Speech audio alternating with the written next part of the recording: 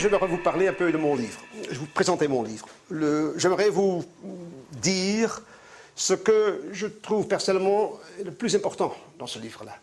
C'est un livre assez compliqué, sans doute. On a essayé d'écrire un livre pour le public en général, mais tout de même, c'est compliqué. Je vois un t-shirt là, que la vérité est toujours complexe. Eh bien, les guerres sont des phénomènes historiques très complexes. On ne peut pas expliquer en quelques mots. Mais certainement, ce n'est pas certainement le cas que c'est noir et blanc. C'est les bons contre les mauvais. Dans un sens, bien sûr, il y avait les mauvais, il y avait les bons. Mais c'est plus compliqué que ça. Moi, à l'école, en Belgique, plus tard, au Canada aussi, en parlant de la Deuxième Guerre mondiale, on a toujours pensé aux Américains comme nos sauveurs, nos libérateurs, des gens qui sont venus juste pour nous libérer. Sans penser à rien d'autre. Eh bien, c'est un mythe. C'est pas vrai du tout. Et on savait déjà, au début, en fait, sans même réfléchir trop là-dessus, que ça pourrait pas être vrai. Parce que si les Américains avaient voulu sauver la démocratie, se battre pour la justice, contre le fascisme, contre le racisme, contre l'antisémitisme, pourquoi ils ont attendu jusqu'en décembre 1941 ? Une bonne question, n'est-ce pas? Je trouve que c'est une bonne question. Pourquoi ils ne sont pas venus tout de suite pour aider les petits Belges, les Français, les Britanniques, la démocratie, le côté de la démocratie, pour ainsi dire? Pourquoi ils ont attendu? En fait, les Américains sont entrés en guerre, peu de gens le savent, en décembre 1941, à la suite de l'attaque japonaise à Pearl Harbor, n'est-ce pas? Alors, on a le droit de se poser la question, sans cette attaque japonaise, les États-Unis, quand pourra-t-il déclarer la guerre à Hitler? Peut-être jamais, on ne sait pas. Alors apparemment, il n'était pas tellement intéressé à libérer les petits Européens, n'est-ce pas? Les Américains, le rôle de l'Amérique dans la Deuxième Guerre mondiale est un thème complexe, mais tout de même très très intéressant. Et moi, j'ai commencé à y réfléchir, à lire des livres là-dessus. À un moment donné, je vais penser d'écrire un article là-dessus. Eh bien, ça ne marchait pas parce que j'ai fini par écrire un livre de quelques 250 pages. Toujours trop de pages, en fait, ou pas assez, selon le cas. Parce qu'il y a des gens qui me disent « Mais oui, mais vous ne parlez pas de ceci ou de cela ». On ne peut pas parler de tout. J'essaye de parler de l'essentiel. Alors, quel est l'essentiel? L'essentiel, c'est ceci. C'est certain que beaucoup d'Américains, la majorité des Américains, détestaient le nazisme, le fascisme et Hitler. Mais pas tous. Pas tous. En fait, c'est une réalité, et on n'a même pas en parlé trop à la télévision américaine, que beaucoup d'Américains, ils aimaient Hitler. Ils aimaient Mussolini. Ils aimaient Franco. Ils aimaient le fascisme. Ils aimaient ce mouvement-là. Beaucoup, beaucoup, beaucoup. Et on pourrait dire, bien sûr, que c'était le cas dans chaque pays. En France, en Belgique, il y avait aussi des gens qui aimaient Hitler, des gens qui aimaient le fascisme, qui souhaitaient avoir chez eux un système comme celui d'Hitler, comme celui de Mussolini. Il y avait des collaborateurs partout, n'est-ce pas? Et des résistants. Alors, dans chaque pays, il y avait les deux côtés, pour ainsi dire, et beaucoup de gens au milieu. Mais ce qui est important, dans le cas des États-Unis, c'est que la minorité, et c'était en effet une minorité, qui aimait le fascisme aux années 30, et même jusqu'au début de la guerre, qui aimait Hitler, qui aimait Mussolini, qui ne sympathisait pas du tout avec le côté de la démocratie, comme on le présente aujourd'hui. Ce n'était pas une petite minorité peu importante, c'était l'élite de la société américaine. Et quand je parle de cette élite de la société américaine, je parle d'une petite élite, même pas 2% de la population, qui a le pouvoir politique et surtout économique. En fait, c'est l'élite économique qui monopolise le pouvoir politique en Amérique. C'est toujours le cas aujourd'hui, vous le savez. Ce n'est pas une coïncidence que déjà en quelques années, on a 2 fois déjà un type de la même famille, Bush, qui devient président. Que chacun pense toujours à un Kennedy, peut-être comme le prochain candidat des démocrates. C'est le même genre, la même famille. Bien sûr, il y a 2 partis, mais ça joue pas un grand rôle. Alors, cette élite américaine, l'élite du pouvoir, comme on dit en Amérique, de power elite, pour le dire en anglais, était pour Hitler. Ils aimaient Hitler. Jusqu'à quand? En 39, oui. 40, oui. 41. Il les met en fait, même après Pearl Harbor. Et comment est-ce que nous savons ça? Ou plutôt pourquoi? Je veux dire pourquoi. Cette élite américaine avait, avant la guerre, de grands problèmes. Parce que pour expliquer la guerre, il faut commencer après la guerre. Et en fait, quand on parle de la guerre, on doit aussi parler de l'après-guerre. La guerre n'est pas un phénomène historique unique qui est là tout d'un coup. Et qui après, c'est fini. C'était comme un mauvais rêve. Non, ça continue. Alors, il faut connaître la préhistoire de la guerre afin de comprendre la guerre. Alors, aux années 30, cette élite américaine avait un grand problème. En fait, ils avaient deux problèmes. Et il faut savoir ça afin de comprendre leur attitude envers le fascisme et Hitler. Le premier problème, c'était le grand problème des années 30. C'était la dépression. C'est la grande crise économique. Vous en avez entendu parler, n'est-ce pas? Mais souvent, on vous présente dans le livre d'historien la crise donc, économique, c'était dans les années 30 et après c'était la guerre. Mais il y a un lien entre les deux, il ne faut jamais oublier ça. La crise économique, c'était dur en France, c'était dur en Allemagne, et c'était dur en Amérique. Et c'était quel genre de crise, cette crise-là? Eh bien, la crise économique en Amérique, c'était comme la crise ici, le problème c'était la surproduction. L'industrie américaine était devenue tellement efficace, tellement productive, qu'on produisait trop pour pouvoir vendre toutes ces choses-là au public américain. Pensons par exemple au cas de l'industrie de l'automobile. Pensons à Henry Ford, le plus grand industriel de l'Amérique de l'entre-guerres. Lui, en fait, avait introduit des systèmes pour améliorer la productivité. Auparavant, on produisait une voiture par jour dans une usine à Détroit, et après les innovations de Henry Ford, on produisait 20, 100 donc, automobiles par jour. Mais qui allait acheter ces automobiles-là? Les Américains, l'Américain moyen à ce moment-là n'était pas riche. Aujourd'hui, on pense facilement que tous les Américains sont riches. Eh bien, c'est une illusion. Même aujourd'hui, la majorité des Américains ne sont pas riches. Et d'ailleurs, le taux de la pauvreté en Amérique, c'est 20% de la population. Ça fait combien de personnes? 40 millions. 40 millions, c'est une majorité en France, n'est-ce pas? C'est des gens qui sont officiellement pauvres. Aujourd'hui, aux années 30, les Américains étaient beaucoup plus pauvres qu'aujourd'hui. Alors acheter une automobile de M. Henry Ford, c'était impossible. Et pourtant, on en produisait tout le temps. Alors, c'était cette crise, la surproduction, qui veut dire que les gens ne pouvaient pas acheter, alors on fermait les usines, il y avait trop de stock. Alors comme ça, il n'y a plus de chômage. Alors, il y avait le chômage, il y avait toutes sortes de problèmes sociaux. Et bien sûr, le plus important du point de vue de M. Ford et ses collègues, on peut dire, je crois, les grands capitalistes américains, c'est que les profits n'étaient pas comme auparavant. Ils ne devenaient pas pauvres, hein, ils avaient toujours leur belle villa, bien sûr, mais tout de même, ils ne gagnaient pas les sous qu'ils voulaient gagner. C'est un problème, un grand problème. Alors, comment résoudre cette crise économique? Comment trouver une solution pour cela? Deuxième problème, c'est qu'en Amérique, aux années 30, la situation était différente. Il y avait en Amérique quelque chose qui, apparemment, il n'y en a plus, c'est des rouges. C'était des gens qui s'appelaient socialistes, anarchistes, communistes. Il y en avait beaucoup en Amérique. Impossible à croire aujourd'hui, mais c'est un fait historique. Après la révolution russe, il y avait en Amérique beaucoup de sympathie pour le bolchevisme, pour le communisme. Il y avait un parti communiste, il y avait un parti socialiste. Ils avaient un certain succès aux élections. Et eux proposaient une solution pour la crise dont je viens de parler. Quelle solution? Bien, une solution radicale. Un autre système. Un système comme dans l'Union soviétique. Est-ce que cette solution-là, c'était la solution voulue par M. Ford et ses copains? Eh bien sûr non. Eux, ils voulaient une solution de la crise au sein du système, sans changer le système même. Mais leur problème, c'est le deuxième problème. Le premier problème, on ne gagne pas assez de sous. Le deuxième, c'est qu'il y a de plus de gens en Amérique qui réclament une solution radicale, qui demandent du changement radical et même du changement révolutionnaire, comme en Union soviétique.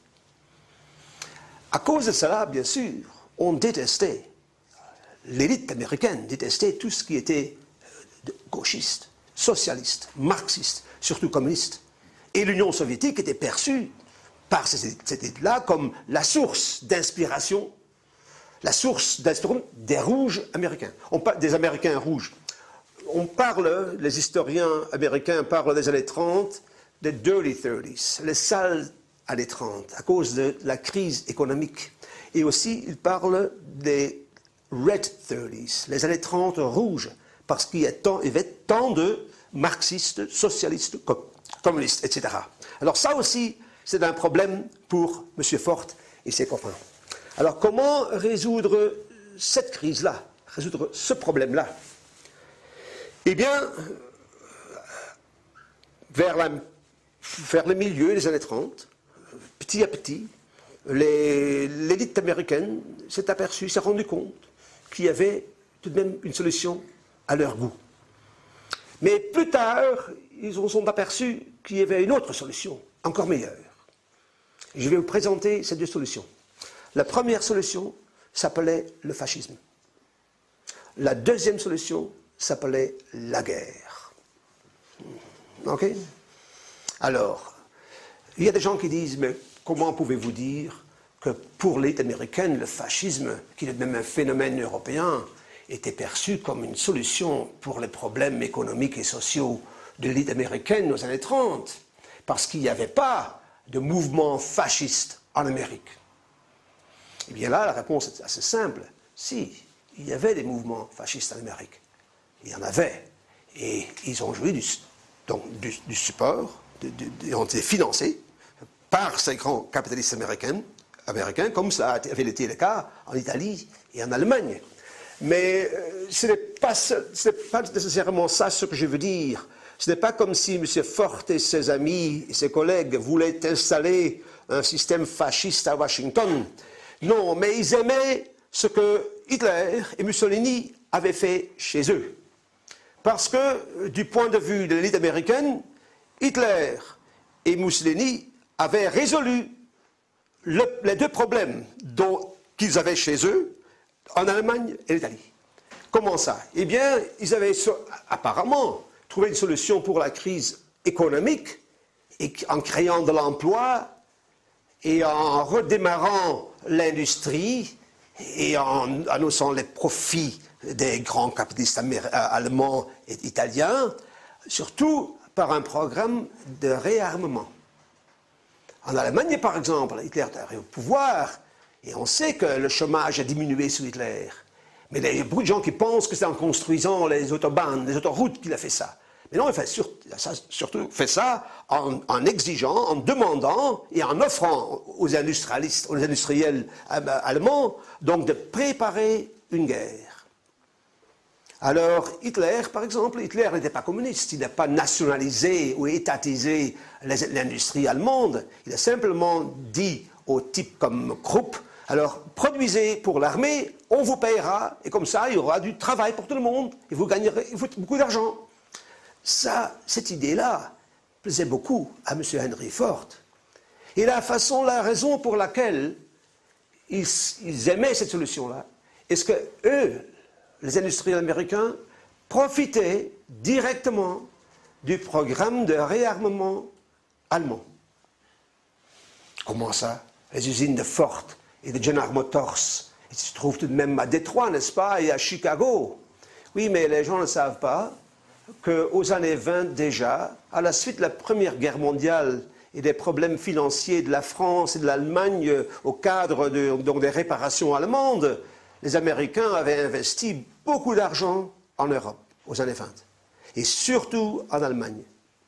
Par exemple, en 1929, General Motors avait acheté 100% la plus grande usine d'automobile allemande Opel. Vous connaissez la marque Opel, n'est-ce pas? À Rüsselsheim, tout près de Francfort. Et dans la même année, Ford avait établi une très grande usine à Cologne, toujours là, au bord du Rhin. Il y a beaucoup de Ford ici en Europe, nous, les Canadiens, les Américains qui arrivent ici en France, en Europe, on voit que ce n'est pas le même modèle que chez nous, parce qu'en fait, c'est des modèles produits par Ford Europe en Allemagne.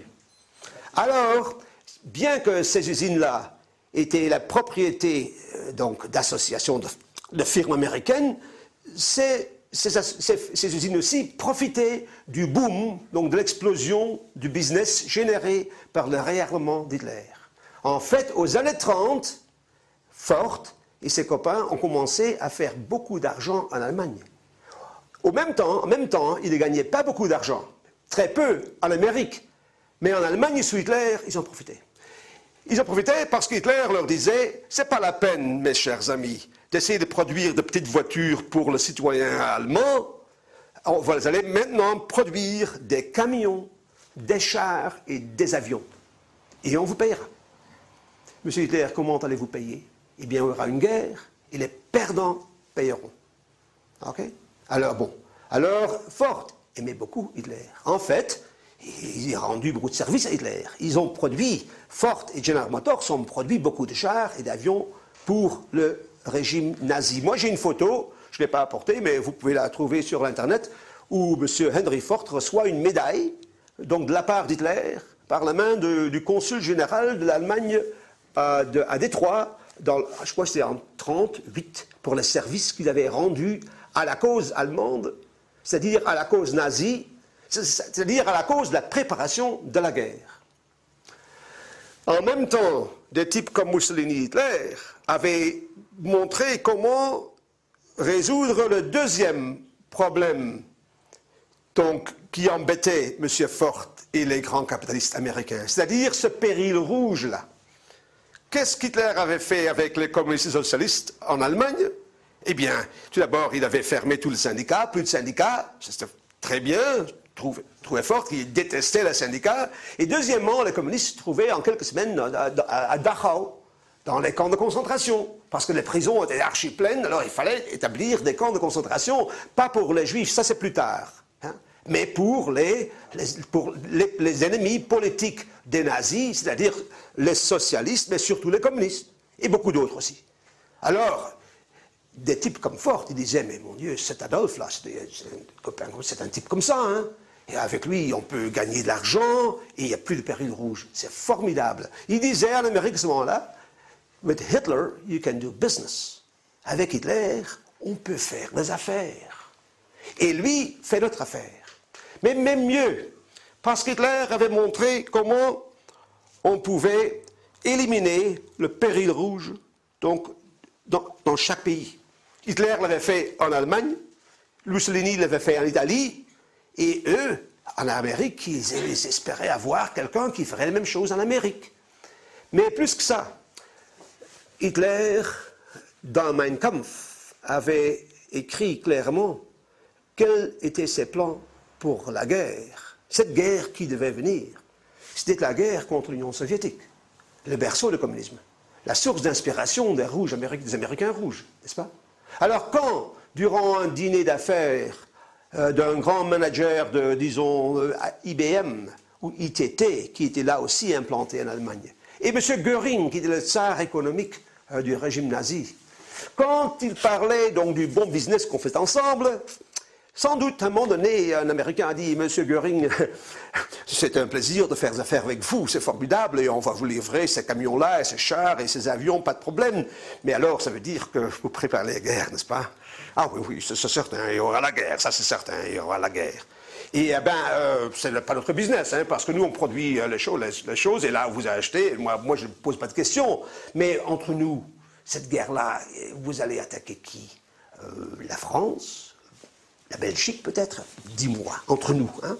Ben non, Göring a dit, ben non, la France, les gens ne m'intéressent pas, on va attaquer l'Union soviétique.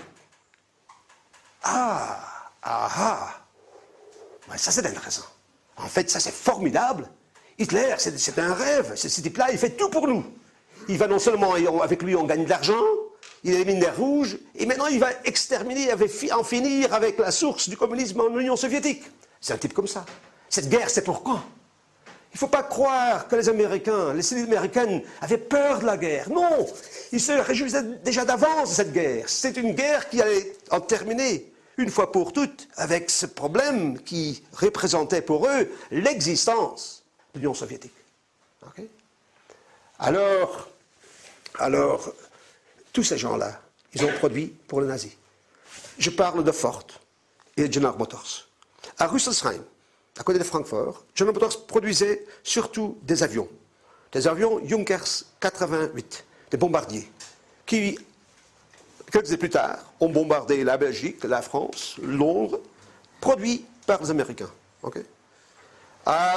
Ford à Cologne a produit surtout des chars et des camions. Vous savez, quand les Américains et les Canadiens ont débarqué en Normandie, ils ont capturé leurs premiers chars et camions allemands, ils ont regardé, c'était les mêmes moteurs qu'ils avaient dans leur camion à eux. Okay? Autre chose, on faisait du business avec Hitler, on y gagnait beaucoup d'argent, hein, beaucoup d'argent. Mais est-ce que vous avez jamais réfléchi à ce problème de l'Allemagne nazie?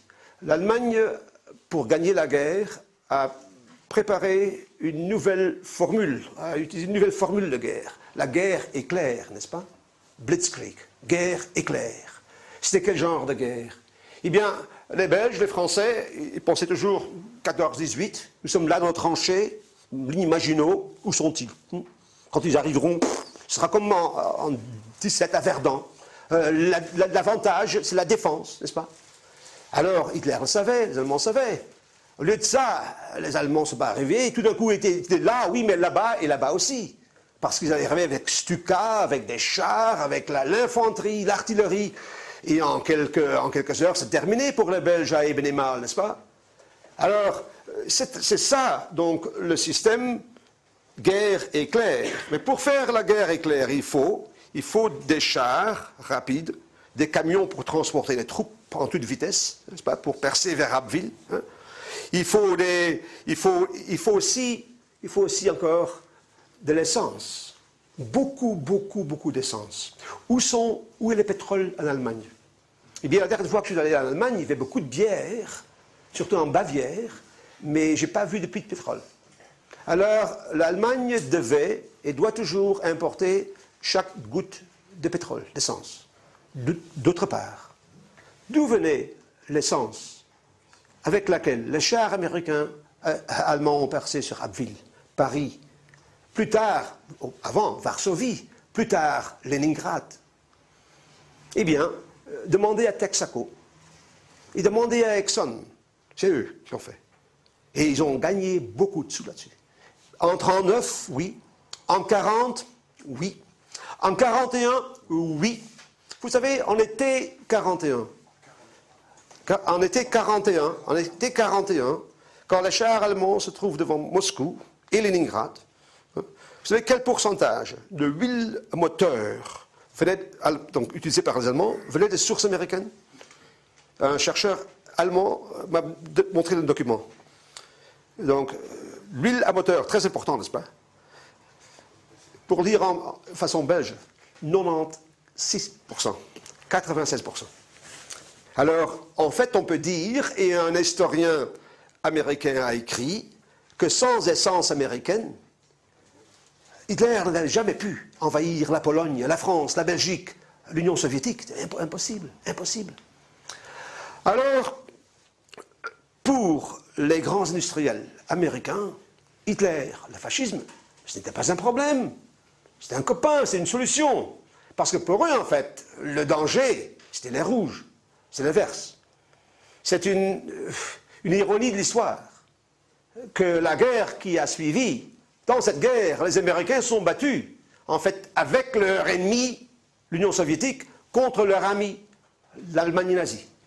Et moi, j'ai trouvé quelque part, je cite dans mon livre, je cite un général américain, des généraux qui discutent pendant la guerre à West Point, ils disent, cette guerre est idiote, parce que nous battons contre le mauvais ennemi, avec le mauvais allié. Même pendant la guerre, les Américains, je parle des leaders américains, hein, l'élite, ils détestaient l'Union soviétique. Ils n'avaient rien contre les nazis. Dans cette lumière-là, vous pouvez peut-être comprendre qu'après la guerre, les Américains ont protégé de grands criminels de guerre nazis, vous le savez, n'est-ce pas? Comme Barbie, Mengele, on leur a offert des passeports. Pourquoi? C'était des bons anticommunistes comme nous. Ils les ont protégés. Et tout ce qui est antifasciste, on l'a foutu en prison. Pas tous, mais beaucoup d'entre eux. On a parlé de Brecht, justement. Hein, on lui a causé des difficultés. Parce que les antifascistes, on n'aimait pas. Mais les fascistes, c'était les bons, n'est-ce pas? Von Braun, il a quand même fait... Von Braun était membre de l'SS, de la SS, ça c'est certain. Alors bon, on pourrait continuer un peu et dire, par exemple, aujourd'hui, on parle beaucoup de la façon dont les Américains sont supposés d'être entrés en guerre pour sauver les Juifs. Eh bien, c'était un mythe. Ce qui s'est passé, ce que Hitler faisait avec ces Juifs en Allemagne, n'avait aucun intérêt pour les industriels américains. Et pourquoi? Ils étaient antisémites eux-mêmes. Peu de gens savent qu'aux années 20, Henry Ford lui-même a écrit un livre très antisémite qui a inspiré Hitler dans Mein Kampf. Et dans son bureau, Hitler avait une photo d'Henry Ford, parce qu'il l'admirait beaucoup. Pourquoi? À cause de ses convictions antisémites. Le racisme, est-ce que c'est un problème que pour les Américains que Hitler était raciste? Ah ben non, ils étaient racistes eux-mêmes. Les Noirs en Amérique, où ils sont en 40, 45, quoi? Ben, nulle part, il n'y a pas après la guerre, quoi. Alors on était racistes aux États-Unis, le fait qu'Hitler était raciste, pas de problème du tout. Alors bon, continuons un peu. C'est maintenant 1939, et la guerre éclate en Europe. Surprise, ce n'est pas la guerre qu'on avait attendue. Parce que Hitler n'attaque pas l'Union soviétique, non. Il a fallu ce pacte entre Hitler et Staline, c'est difficile à comprendre. Et maintenant, ils attaquent la Belgique et la France. Mon Dieu, c'est compliqué l'histoire, n'est-ce pas? Alors, est-ce que c'est un problème pour les industriels américains? Ben non. Ça nous est égal. Ça nous est vraiment égal. En fait le business est excellent. Parce que maintenant, la guerre commence. Hitler a encore besoin de pétrole. Alors ça arrive. Hein. Ça arrive par l'Espagne, par exemple. Hein. Par l'Espagne et Franco. Sans aide américaine, Franco n'aurait peut-être pas gagné la guerre civile en Espagne non plus. Hein. Mais il y avait des grands supporters en Amérique, comme Mussolini et Hitler. Il était adoré par les élites américaines. Mais bon, alors c'est une guerre différente de ce qu'on avait pensé. Mais bon, alors la guerre contre l'Union soviétique, ça viendra encore plus tard peut-être. Mais entre-temps, on profite beaucoup de ça. Hein. On profite beaucoup. Les investissements américains en Allemagne, avant l'arrivée au pouvoir d'Hitler, ils ne gagnaient pas beaucoup d'argent. Aux années 30, ça commençait. Et en 39, en 40, ils ont gagné beaucoup d'argent. Mais bien sûr, à un moment donné, Hitler a déclaré la guerre aux États-Unis. Je répète, Hitler a déclaré la guerre aux États-Unis, pas l'inverse. Beaucoup de gens croient que Hitler a déclaré, que les États-Unis ont déclaré la guerre à l'Allemagne. Mais non, c'est pas vrai. C'est Hitler qui l'a fait. Et pourquoi il l'a fait, c'est autre histoire. J'en parle dans mon livre. Si ça vous intéresse, je vous laisse sur votre faim. Vous devez acheter mon livre pour savoir. Ou peut-être vous pouvez me poser la question après la présentation. Mais alors, Hitler a déclaré la guerre aux États-Unis. Et il y a des gens, des fois, quand on parle de cela, du fait que des grandes associations, firmes américaines, avaient des investissements en Allemagne, d'ailleurs, on n'en parle pas normalement, hein, on n'en parle pas du tout. Hein, c'est un sujet tabou. Hein, mais si vous demandiez, par exemple, à un directeur de Ford à Détroit, est-ce que c'est vrai que vous aviez des investissements en Allemagne avant la guerre? La réponse serait oui, je crois. Oui, c'est vrai. Pourquoi vous voulez savoir? Hein? Oui, alors, bon, mais alors vous avez des investissements en Allemagne, alors vous avez travaillé pour le régime nazi. Oui, mais pourquoi vous voulez savoir? Vous voulez poser des questions. Et si vous demandiez, par exemple, quand la guerre a commencé, vous avez livré des camions, etc. Oui. Mais oui, on était neutre, hein, attention. Hein. Alors là, il ne faut pas oublier qu'en 1939, en 1940, c'était la guerre en Europe, et nous, on était neutres, on avait tout de même le droit de produire et de vendre. Ça, c'était pas notre affaire. Hein. Les Suisses, les Suédois ont aussi vendu du matériel de guerre aux Allemands et n'importe qui, n'est-ce pas? Alors nous avions le droit. Mais oui, monsieur, mais après Pearl Harbor, quand il y a eu la guerre, quand Hitler a déclaré la guerre aux États-Unis, qu'est-ce qui s'est passé avec vos investissements. Alors là, la réponse serait quelque chose comme ça. Ouais. J'ai jamais pensé à ça. Ben oui, qu'est-ce qui s'est passé? Je dois réfléchir. Ah, oui. Les nazis, ils ont confisqué tout. Ils ont tout confisqué. Ah, bon, alors, non. Et en 1945, on a récupéré nos investissements. Ah oui, c'est comme ça. Est-ce que c'est vrai? C'est un mensonge. Pas vrai du tout. Tout est resté comme auparavant. Les nazis n'ont rien confisqué. C'était, comme on dit en anglais, business as usual. Les affaires continuent. Et continuent bien. Même après Pearl Harbor, Ford, General Motors, IBM, ITT ont gagné beaucoup d'argent en Allemagne. Je parle par exemple de IBM. Vous savez, il y a un livre sur le rôle d'IBM sous le nazisme qui est assez connu. Et ITT produisait, ITT, le téléphone, Bell, produisait un des chasseurs les plus formidables des Allemands, là, ce chasseur de nuit, le Focke-Wulf. Ça vous dit quelque chose, Focke-Wulf? Pour ceux qui connaissent un peu l'équipement, le matériel de guerre des Allemands, c'était produit par ITT. Et vous savez, quand il y avait la guerre éclair, et voilà le petit Belge à Ebedémal qui attend l'arrivée des soldats allemands, et tout d'un coup, il y a des infanteries qui attaquent, il y a des Stuka, il y a des chars un peu partout. Les surprises étaient énormes. Mais est-ce que vous avez demandé, est-ce que c'était difficile pour les Allemands d'attaquer en même temps? Parce que les avions décollent, les chars attaquent, ils doivent arriver tous en même temps. Il faut des systèmes assez sophistiqués de communication. Qui a livré ces systèmes de communication? Voilà, ITT, Bell. Alors, la technologie, toute la technologie de la guerre éclair, dans un sens, a été fournie par l'industrie américaine. Mais revenons à nos moutons, pour ainsi dire, pendant la guerre.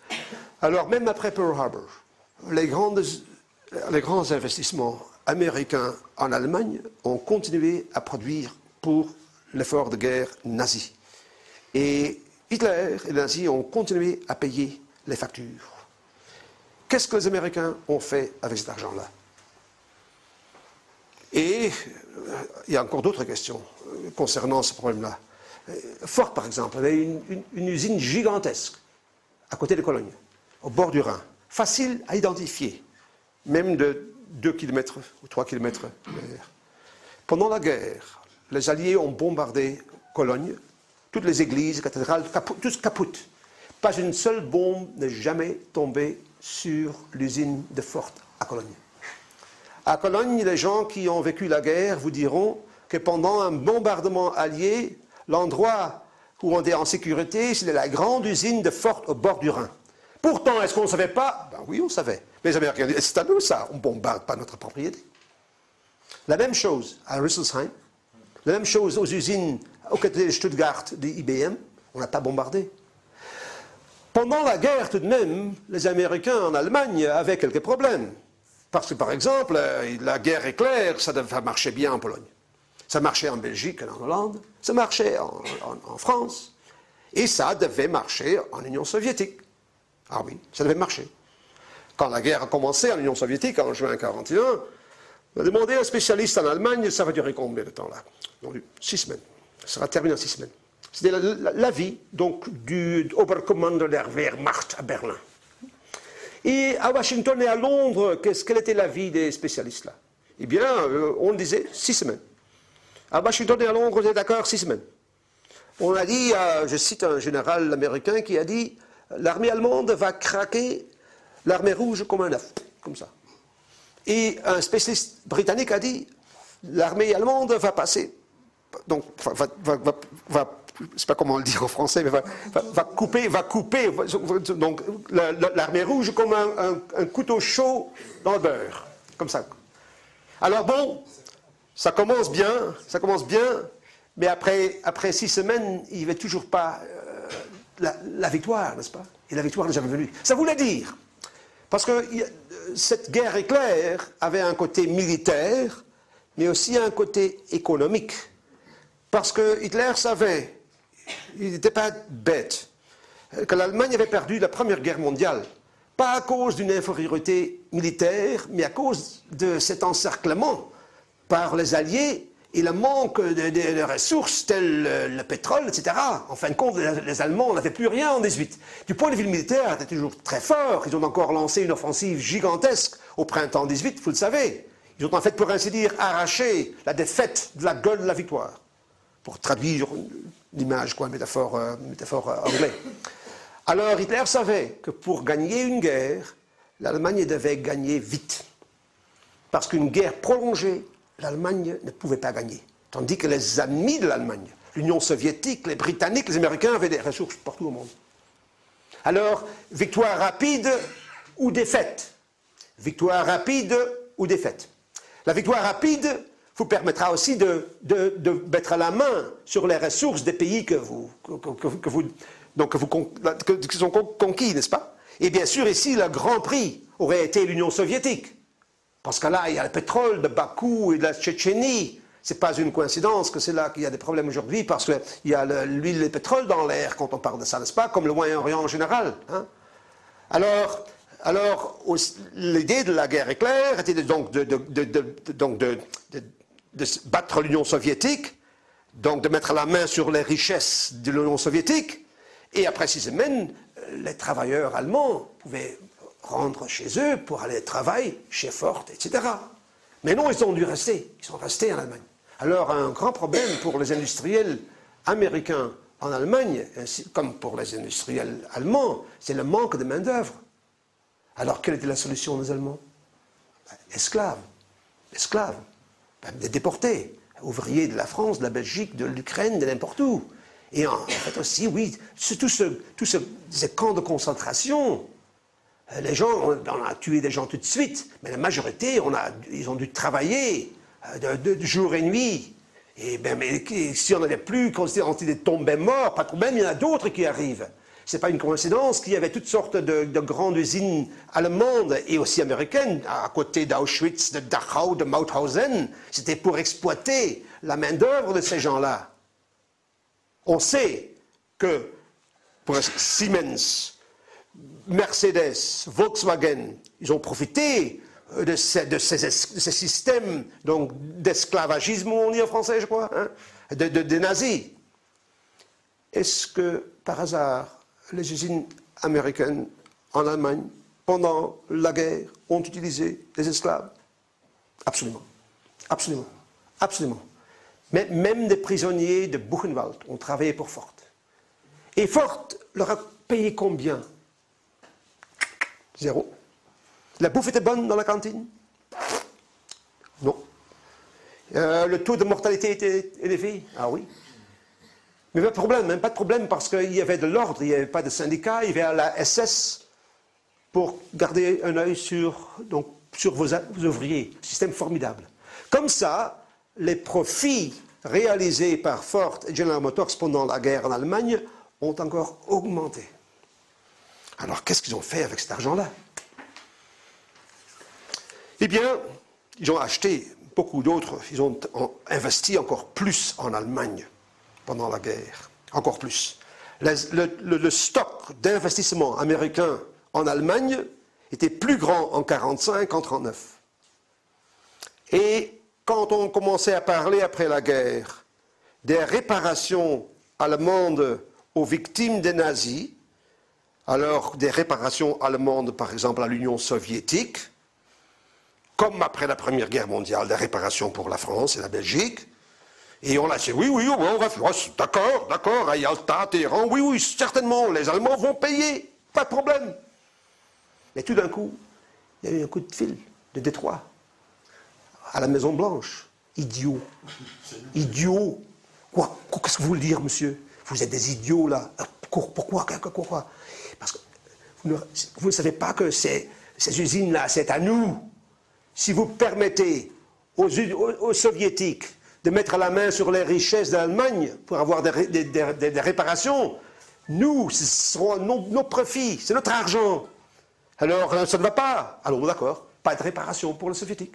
Le début de la guerre froide, c'est un peu comme, pas seulement, il y a d'autres facteurs aussi qui ont joué un rôle, mais le refus donc, des Américains de permettre à l'Union soviétique de récupérer des réparations auxquelles ils avaient droit et auxquelles les Américains avaient consenti pendant la guerre. C'est tout ça qui a causé donc la guerre froide. Mais les Américains ont fait beaucoup d'argent. Ils ont aussi même, ils n'ont pas investi tous ces profits en Allemagne même, parce que c'est pour ça qu'il y a les banques en Suisse, n'est-ce pas? Vous savez ça, il y a un petit pays, la Suisse, il y a des banques en Suisse, vous le saviez?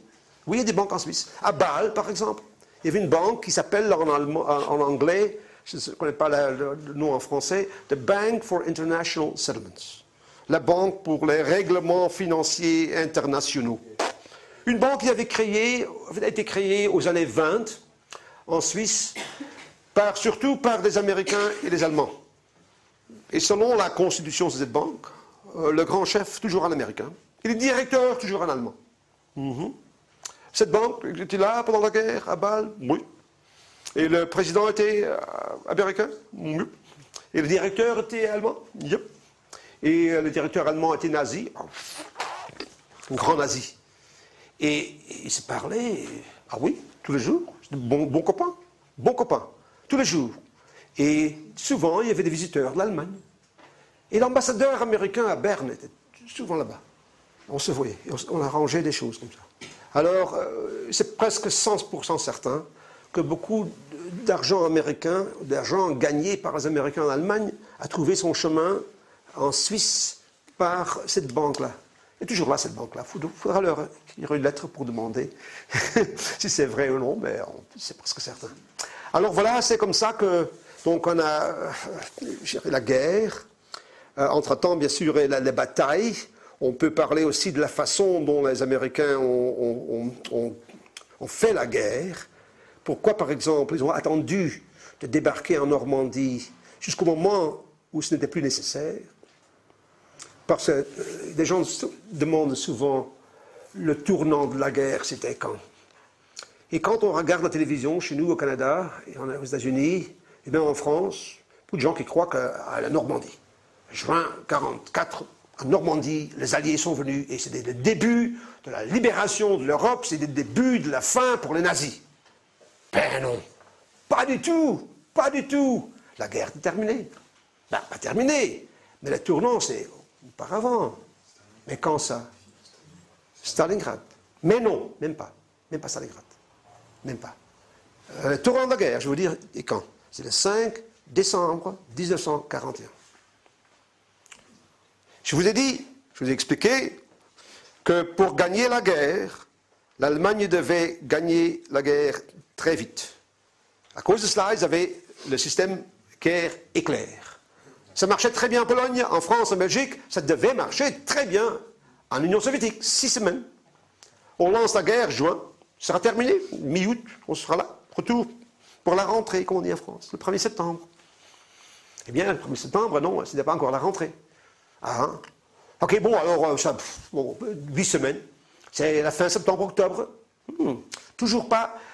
Donc, des succès gigantesques. Hein, je vous dis, je nie pas les succès des Allemands au début, hein, et des pertes énormes pour l'Union soviétique. On pourrait parler de ça aussi, un thème très important. Parce que la seule façon de défendre, c'est en profondeur. Hein. Les Belges ont essayé d'arrêter les Allemands au canal d'Albert, les Français à la ligne Maginot, ça ne marchait pas. Hein. On devait se défendre en profondeur. Bien sûr, en Belgique, il n'y a pas de profondeur. Mais en Union soviétique, la profondeur. Mais bien sûr, on devait sacrifier ces troupes là-bas. Alors, ça, c'est autre chose. En tout cas, en octobre, c'est toujours pas fini. Et en novembre, c'est toujours pas fini. Et en décembre, le 5 décembre, c'est la première contre-attaque soviétique devant Moscou. Et ce jour même, on sait que les généraux allemands ont dit à Hitler, Mein Führer, nous avons aussi mauvaise nouvelle. Ah, mauvaise nouvelle. Oui, contre-offensive de l'Union soviétique, de l'armée rouge. Et ce sera dur et il faudra oublier cette idée qu'une guerre éclair vous apportera une victoire éclair. Et vous savez, sans victoire éclair, pas de victoire du tout. En fait, ces généraux lui ont dit à Hitler, ce jour-là, le 5 décembre, vous allez perdre la guerre. Nous allons perdre la guerre. Quelle année, s'il vous plaît? 41. le 5 décembre 41. Devant Moscou, quoi. Oui, devant Moscou. Le 5 décembre, hein, le 5 décembre. Parce que Hitler a dit, mais est-ce qu'on va tenir le front? Oui, on pourra tenir le front. Et Hitler a dit, mais on ne peut pas relancer une offensive au printemps prochain. Oui, mais l'élément de surprise ne sera plus là. Les stocks de pétrole commencent ont disparu, et ce sera plus difficile. Alors, tout sera du plus difficile. Et on a eu des pertes gigantesques. Les soviétiques aussi, mais eux, ils ont encore des réserves que nous n'avons pas. Et entre-temps, il y a toujours cette guerre contre les Britanniques. Hein, pas encore contre les Américains. Alors, ce jour-là, Hitler a compris que l'échec donc, de la politique, pour ainsi dire, de la guerre éclair, voulait dire qu'il allait perdre la guerre. Mais personne ne le savait. C'est pour ça que beaucoup de gens croient que c'était Stalingrad le tournant de la guerre. Non, parce que là, Stalingrad, tout le monde a su. Après Stalingrad, tout le monde savait l'Allemagne va perdre la guerre. Mais Hitler le savait déjà un an auparavant. Alors, c'est le 5 décembre. Hitler est là. C'est merde en allemand. Qu'est-ce que je vais faire? Et il réfléchit. Et quelques jours plus tard, il ouvre son journal, le Völkische Beobachter. Regarde-moi ça. Il regarde ça. Japonais attaque Pearl Harbor. Surprise pour Hitler. Surprise pour Hitler. Grande surprise. Pourquoi surprise? Le Japon et l'Allemagne, c'est même des alliés. Hein? Oui, mais ne parlaient pas. Chacun des deux alliés avait ses idées de la guerre. Et les Allemands, quand eux, ils avaient attaqué la Pologne et après la Belgique, la France et l'Union soviétique, n'avaient jamais rien dit aux Japonais. Pourquoi? Peur d'espions. Hein? Alors les Japonais sont décidés d'attaquer les Américains, n'ont rien dit aux Allemands. Pourquoi? Peur d'espions. Alors pour Hitler, c'est toute une surprise. Il a lu dans le journal. Il a dit, oh, regarde-moi ça. Qu'est-ce qui se passe au monde? Nous sommes en train de perdre la guerre en Union soviétique. Maintenant, il y a une autre guerre là-bas, à côté du monde. Ah, incroyable. Il a pensé, mais j'ai une idée brillante. J'ai brillant. Venez ici, les généraux. On va déclarer la guerre aux États-Unis. Il dit, moi, vous êtes con. Excusez-moi, mais ce ne serait pas très intelligent, monsieur le Führer, parce que nous avons déjà les problèmes en Union soviétique. Pourquoi déclarer la guerre aux Américains? C'est idiot. Nous avons déjà trop d'ennemis, nous allons déjà perdre la guerre. Ah oui, Hitler dit, mais moi, je suis très malin. Et moi, je sais ce qui va se passer. Moi, je ne dois pas déclarer la guerre aux États-Unis. Beaucoup de gens croient qu'Hitler devait déclarer la guerre à l'ennemi de son allié japonais, mais ce n'était pas vrai. Parce qu'en fait, quand Hitler a attaqué l'Union soviétique, par exemple, le Japon n'a pas déclaré la guerre à l'Union soviétique, n'est-ce pas? Ni à la France, je crois. Hein? Alors Hitler ne devait pas. Il dit, je vais le faire. Pourquoi? Eh bien, si moi je fais ça, sans devoir le faire, les Japonais, ce sont des gentlemen, eux, ils vont sans doute, j'en suis certain, déclarer la guerre à notre ennemi, à nous, à l'Union soviétique. Et comme vous le savez, dans la Mandchourie, là, il y a une frontière entre la Chine occupée par les Japonais, où il y avait d'ailleurs le gros de l'armée japonaise, et la Sibérie. Et beaucoup de gens s'attendaient qu'un jour, les Japonais allaient attaquer les Russes. Ils avaient déjà attaqué l'Union soviétique en 1939, n'est-ce pas? Vous le savez, vous ne savez pas? Oui, vous savez. C'était battu. Alors Hitler dit, moi je déclare la guerre à l'ennemi américain de mon copain japonais, et les Japonais vont dire, merci Hitler, vous êtes un trésor, on va déclarer la guerre à votre ennemi, c'est qui encore? Ah oui, l'Union soviétique. Alors c'est à cause de pour ça, j'en suis convaincu, qu'Hitler a déclaré la guerre aux Américains, qui est surpris. Parce qu'en fait, les Américains n'avaient pas l'intention de lancer la guerre contre l'Allemagne à ce moment-là. Alors, c'est maintenant, l'Allemagne est en guerre contre les Américains, et les Japonais ont fait quoi? Ils ont dit, merci beaucoup, et on vous souhaite bonne chance. Mais les Japonais n'ont pas déclaré la guerre à l'Union soviétique. Hitler avait espéré qu'en déclarant la guerre, en attaquant l'armée rouge en Sibérie, les Soviétiques, comme ça, auraient dû faire la guerre sur 2 fronts, et comme ça, ils auraient encore eu un petit espoir de gagner. Mais les Japonais ne l'ont pas fait. Comme ça, l'Union soviétique a pu continuer la guerre sur le seul front Est, et pour les Allemands, la situation était pire. Voilà, j'ai voulu éclairer un peu les choses dont je parle dans mon livre. C'est beaucoup, c'est peut-être déjà trop. Je vais arrêter ici et vous donner l'occasion de poser des questions, si ça vous intéresse. Merci.